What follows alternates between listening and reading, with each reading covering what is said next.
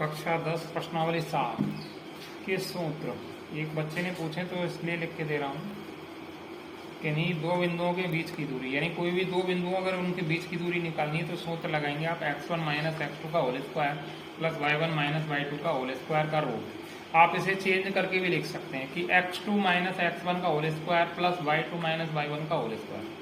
दूसरा सूत्र निर्देशांक ज्ञात करने के लिए, तो निर्देशांक ज्ञात करने के लिए दो सूत्र हैं। एक सूत्र का नाम है अंतः विभाजन सूत्र से निर्देशांक।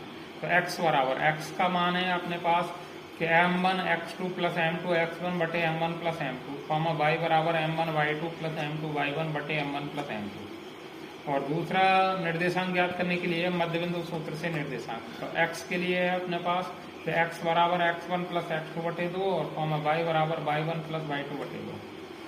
और त्रिभुज का क्षेत्रफल ज्ञात करने के लिए सूत्र 1/2 ब्रैकेट बड़ा कोष्टक चालू x1 और छोटे कोष्टक में y2 minus y3 plus x2 और फिर कोष्टक में y3 minus y1 plus x3 कोष्टक में y1 माइनस y2 कोष्टक बंद वर्ग मात्रक। और समचतुर्भुज का क्षेत्रफल ज्ञात करने का सूत्र है 1/2 गुणा विकर्णों का गुणनफल। तो सूत्र तो यही है।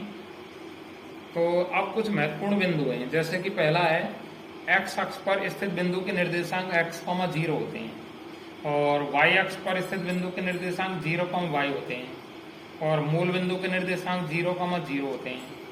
किसी रेखाखंड को समद्विभाजित या मध्य बिंदु, बात एक ही है समद्विभाजित या मध्य बिंदु करने वाले बिंदु के अनुपात 1:1 होते हैं। और किसी रेखाखंड को समत्रिभाजित यानी समान तीन भाग, समान तीन जब होंगे जब बीच में से दो जगह काटा जाए।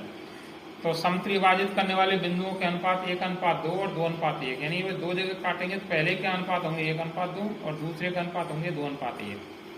और किसी रेखाखंड को समान 4 भागों में विभाजित करने वाले बिंदुओं के अनुपात 1:3, 2:2 व 3:1 होते हैं। तो समान 4 भागों में बांटेंगे तो बीच में से 3 जगह काटेंगे तो तीनों के अनुपात पहले वाले के होंगे 1:3, दूसरे के 2:2 और तीसरे के 3:1 होते हैं। और ऐसे कोई तीन बिंदु जो एक ही रेखा पर स्थित हो संरेखी बिंदु कहलाते हैं। तो संरेखी की जांच प्रश्न में पूछी गई है, कैसे करनी है, इसमें 3 दूरियां निकालनी है, इसमें से तीनों में से जो छोटी 2 दूरी आती हैं उनका योग करना है। यदि उनका योग बड़ी के बराबर हो तो संरेखी है, अन्यथा असंरेखी। अब कुछ परिभाषाएं और, जैसे कि नंबर 1 समबाहु त्रिभुज। समबाहु त्रिभुज कैसे कहते हैं, जिसकी तीनों भुजाएं समान हो।